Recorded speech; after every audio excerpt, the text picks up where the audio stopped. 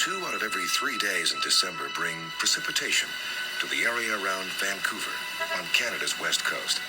That means rain in the city and snow just a few minutes away in the mountains. It's a whole different world for Brian Jackman, a newcomer to the area who's been living in Texas for the past 15 years. Shortly after he sets out for a hike up here, the snow begins to fall. It was reasonably easy going, and there was a snowshoe trail, from whoever was in there before me, and it seemed like it'd be a fairly straightforward day.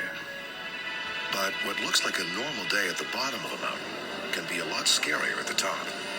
As meteorologist Eric Taylor knows all too well, it's a dynamic unique to Vancouver.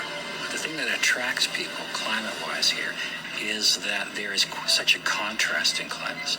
You can go from golfing or fishing in the morning to skiing in the afternoon.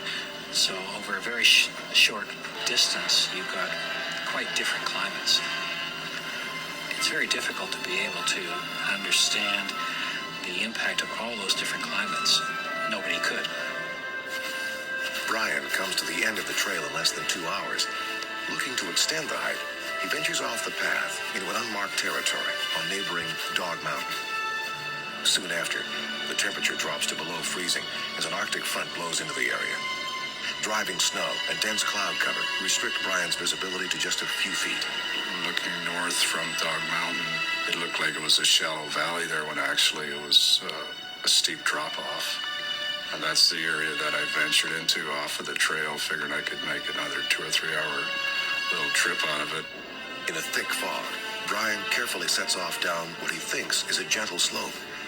When he gets to an icy patch, he decides to switch from snowshoes to hiking boots. When I dropped one of my snowshoes, it slid off to the left, and it stopped maybe 3 or 4 trees down from me, right? So I went down in that direction, right? Figured I could at least get my snowshoe. I lost my footing and ended up on my back and sliding.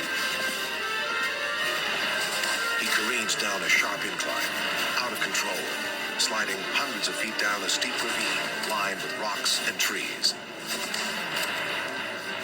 Brian's terrifying fall comes to an end on a rocky ledge in a steep ravine halfway down the mountain. His kneecap fractured, his shoulder dislocated. He can't even stand. And worse, Brian is completely hidden from sight. Which one? There's 2. Is there 2? 6 hours after he set out, and 3 hours overdue at home, Brian's wife contacts the North Shore Search and Rescue Team. Search base is set up in the parking lot of Mount Seymour. From here, more than 40 rescue personnel on skis, snowshoes, and in the skies go looking for tracks. You'll find a flat area, and then there's a little bit of a gully.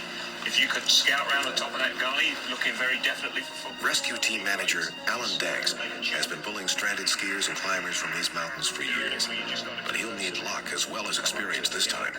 Brian's wife has no idea where he went. What we need to know is, when did he go missing? What was he doing? Where did he go? What physical shape is he? What equipment does he have? The list goes on. The problem with the Jackman search was all we actually knew was that he was coming to the mountain to go snowshoe. End of story. North Shore 3-2, this is North Shore 1. Come in, please. And there is another obstacle for Alan and his crews, the typically heavy December snowfalls. It was snowing, and the snows tend to cover all the tracks. So it's very difficult for us to find tracks that lead into good probability areas. But then the weather got windy, and it started to move a lot of the snow and blow it away from open areas and expose older tracks that were underneath. Tucked away and out of sight on a remote corner of the mountain, Brian Jackman's ordeal is just beginning. In sub-zero temperatures and with the snow still falling, he starts cutting tree branches to make a bed. I just kept thinking that I'd drug my wife and my family up to Vancouver about 4 or 5 months earlier, so it wouldn't be too fair to them just to give it up that easily. Now Jackman and the rescue team have a new problem. It's getting dark. December is the coldest and snowiest month of the year here. Vancouver's North Shore mountains are almost always covered in cloud. They get just 10 to 15 hours of direct sunlight during the entire month. The first night I had a fire the first night. I used the candles that I had, and I had a thermos of coffee and some sandwiches, right? Unfortunately, the next day, I had lost my fire. The snow had melted out of the trees and doused it when I was dozing.